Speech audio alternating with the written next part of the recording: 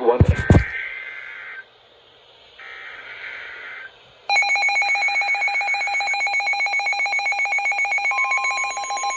Excuse me!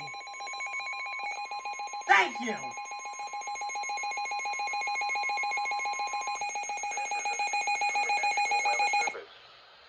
For the following counties, Frederick, Virginia, and the following counties in West Virginia, Berkeley and Morgan. High wind warning in effect from 6 p.m. this evening to 1 p.m. Thursday. West to northwest 25 to 35 miles per hour with gusts around 60 miles per hour. The areas affected include, in Virginia, Frederick, Virginia County.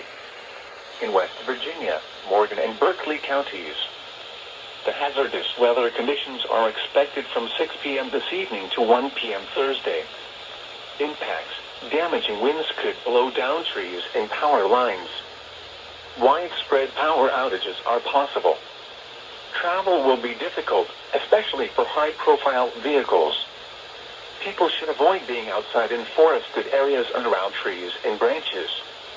If possible, remain in the lower levels of your home during the windstorm and avoid windows. Use caution if you must drive.